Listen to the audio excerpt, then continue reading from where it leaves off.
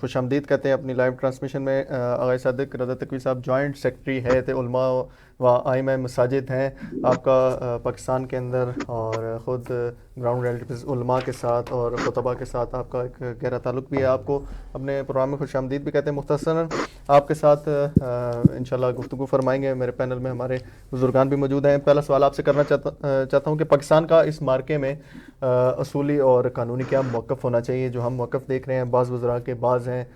کوئی وزیر کوئی بات کرتا ہے، کوئی وزیر دوسری بات کرتا ہے، تو اصولی اور قانونی موقف کیا ہونا چاہیے پاکستان کا؟ بسم اللہ الرحمن الرحیم۔ سب سے پہلے تو رہبر مسلمین جان نائب امام کی شہادت کی تسلیت و تبریک عرض کرتا ہوں، اور رہبر جدید مسلمین جہان حضرت آیت اللہ سید مجتبیٰ خامرئی کی بیعت و حمایت کا اعلان کرتا ہوں۔ اور اس کے ساتھ جو آپ کا سوال ہے وہ یہ ہے کہ پاکستان میں چونکہ الیکٹڈ حکومت نہیں ہے اور کوئی مرکزی حکومت عوام کی منتخب شدہ نہیں ہے، لہذا مختلف ہمیں شکلیں، بیانات اور رجحانات دیکھنے کو مل رہے ہیں۔ اگر یہ عوامی حکومت ہوتی تو عوامی امنگوں کی طرفدار ہوتی اور ان کی عکاسی کرتی، اور آپ دیکھ رہے ہیں کہ امتیں، نہ صرف امت پاکستان، ملت پاکستان، بلکہ امت مسلمہ اس وقت ایران کے ساتھ کھڑی ہے۔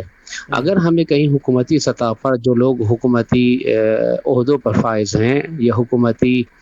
جماعت جو ہے اس کے کچھ عہدے داروں کے اچھے بیانات نظر آ رہے ہیں، اس کے باوجود جو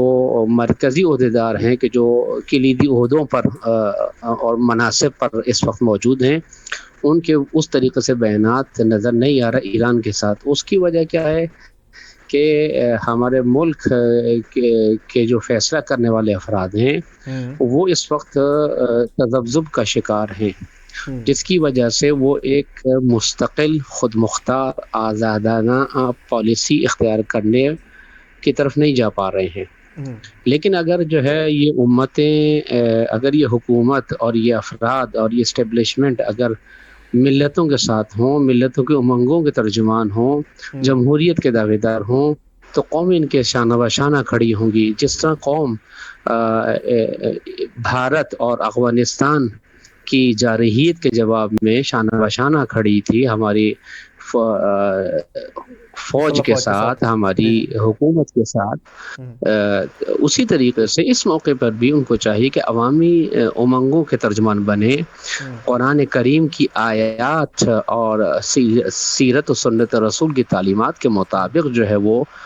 فیصلے کریں، پالیسی بنائیں۔ یہی وجہ ہے کہ جو ہمیں تشدد نظر آ رہا ہے، ہمیں ایک متضاد بیانات بھی نظر آ رہے ہیں، اس کی وجہ یہی ہے۔ لیکن اس کے ساتھ ساتھ ایک اچھی بات یہ کہ یہاں پر شیعہ سنی علماء متحد ہیں، اور اہل سنت کے بڑے بڑے مفتیان اکرام نے، اس کے ساتھ ساتھ ہمارے بزرگ علماء کرام نے بڑی سطح سے لے کر چھوٹی سطح تک وحدت و اتحاد کی ہمبستگی کا اعلان کیا ہے، اور مسلسل اعلان کر رہے ہیں عملی طور پر۔ اور یہی چیز ہمیں پاکستان کے دینی اور قومی شعور میں نظر آ رہی ہے کہ یہاں پر جو سوشل میڈیا ہے وہ اس وقت ایران کی حمایت میں، ایران اور امریکہ اور اسرائیل کی جنگ کو اسلام اور کفر کی جنگ قرار دیتے ہوئے اس جنگ میں شامل ہونے کا اندیہ دے رہا ہے۔ ہر فرد، ہر پاکستانی مختلف سطح پر جو ہے یہ امنگ رکھے ہوئے ہے، اور خصوصاً آیت اللہ علیہ وسلم امام خامنئی شہید کی شہادت اور رشادت اور شجاعت و دلیری و بہادری کو سراہتے ہوئے در حقیقت یہ کہہ رہا ہے کہ واقعاً اگر کوئی لیڈر تھا جس نے قرآنی تعلیمات کو، جس نے سنت و سیرت رسول کو، جس نے کربلا کی حقیقی تعلیمات کو ہمارے سامنے مجسم کیا، وہ آیت اللہ علیہ وسلم خامنئی۔ سوال کے اندر ماشاءاللہ ہمارے 3-4 سوالوں کے جواب دے دیے ہیں کہ پاکستان کا موقف بھی کیا ہونا چاہیے، سوشل میڈیا کی فضا، علماء اور آپ کہہ لیں پاکستانی عوام کی جو فضا وہ کیسی ہے، سب کو آپ نے کور کر دیا۔ آپ خود جوائنٹ سیکرٹری ہے تے علماء و ائمہ مساجد ہیں۔ علماء اور ائمہ مساجد جو ہیں، ان کو آپ کیا پیغام دینا چاہتے ہیں کہ ممبر کے اوپر، مسجد میں، ان تمام جگہوں کے اوپر کیسا اور کون سا بیان عام عوام کے لیے دینا چاہیے کہ عام عوام اس بیان کے ذریعے متصل رہے جب حق کے ساتھ، اور جو مخالف اور جب کفر و استکبار ہے اس کے خلاف، یا پاکستان کے اندر رہتے ہوئے وہ کون سی ذمہ داری سر انجام دے سکتے ہیں؟ جیسے کہ رہبر شہید نے اعلان کیا تھا کہ جہاد تبیین ذمہ داری ہے، جس طرح آپ لوگ وہاں اور ہم اور ہمارے افراد یہاں پر میدان عمل میں موجود ہیں اور دعا گو ہیں، آپ کی خدمت میں عرض کروں کہ جہاد تبیین وہ بہترین و بنیادی ترین ذمہ داری ہے جو علماء پر اور مکتب جعفری سے تعلق میں ہر ذی شعور پر لازم و واجب ہوتی ہے۔ روز ازل سے جس دن رہبر محترم کی شہادت ہوئی، اگلے دن نوجوانوں نے اپنی شجاعت اور شہامت اور آپ کی خدمت میں عرض کروں کہ شہادت کے شوق میں اپنی جانوں کا نذرانہ پیش کیا۔ ہم انہیں سلام پیش کرتے ہیں، ان کے جذبوں کو سراہتے ہیں اور ان کو خراج عقیدت پیش کرتے ہیں، لیکن اس کے ساتھ ساتھ جو حالات پیش آئے اس میں علماء نے دانشمندی کا ثبوت دیا۔ کہیں کہیں ہو سکتا ہے کہ اس قسم کے بیانات سامنے آئیں کہ جو عوامی امنگوں کے طرف سے جو ہے وہ اس کو سراہا نہ گیا ہو، لیکن علماء نے مجموعی طور پہ یہ کوشش کی ہے، خصوصاً ہیئت ائمہ نے یہ کوشش کی کہ دانشمندانہ طریقے سے تمام مسائل کو حل کیا جائے۔ اس کے بعد بھی جتنے بھی واقعات پیش آئے، ابھی بھی ہماری کوشش یہی ہے کہ ہم مسلسل ائمہ جمعہ و جماعت کو اس بات کی تلقین کریں کہ آپ دانشمندی، بصیرت، ہوش اور شعور کے ساتھ آگے بڑھیں اور رہبر شہید کے پیغام کو جو وحدت ہے، وحدت داخلی بھی اور وحدت خارجی بھی، یعنی اتحاد بین المسلمین و مومنین دونوں کو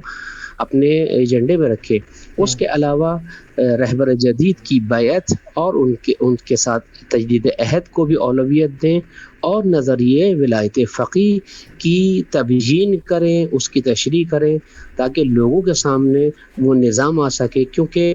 دشمن کی جو جنگ ہے وہ ظہور امام کے لیے اس نظریہ ولایت فقیہ سے جنگ ہے۔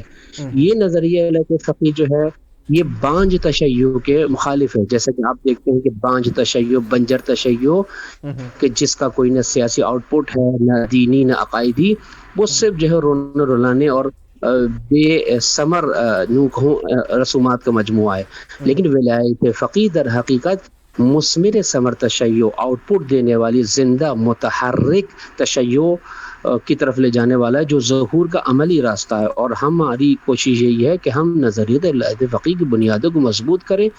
اور اب صرف شیعہ ہی نہیں بلکہ اہل سنت اس طرف متوجہ ہو رہے ہیں کہ واقعاً وہ کون سا نظام ہے کہ اتنے دن 26 دن گزرنے کے باوجود ایران تنے تنہا کھڑا ہے۔ پہلے تو یہ کہا جاتا تھا پراکسی وار ہے، فلاں ہے فلاں فلاں ہے، لیکن گزشتہ جون 2025 سے لے کر اب تک تنے تنہا ایران ہے جو اس وقت عالم کفر کے مقابل سیسا پلائی ہوئی دیوار بن کر سینہ تان کے کھڑا ہے، اور یہی وہ حقانیت ہے جس کی طرف لوگ متوجہ ہیں۔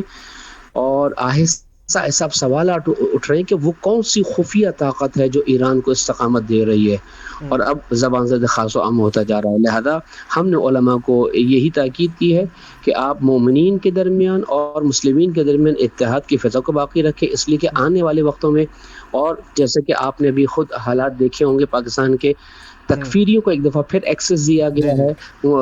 نامعلوم اور غیر مرئی ہاتھوں نے ان کو ایکسس دیا تاکہ وہ بلوں سے نکل کر جو ہے وہ اس فضا کو، اس وحدت کو، اس پیار و محبت کو جو ایران کی حمایت میں، امام خامنہ کی حمایت میں اہل سنت عوام کی طرف سے سامنے آئی تھی، اس کو خراب کرنے کی کوشش کریں۔ آنے والا ہمارا دوسرا جو سیشن ہے وہ انشاءاللہ اسی ولایت فقیہ کے موضوع پہ انشاءاللہ ایک بریک کے بعد انشاءاللہ یہ آئے گا۔ نہایت آپ کے ممنون و مشکور ہیں کہ آپ نے اپنا قیمتی وقت ہمیں عنایت فرمایا۔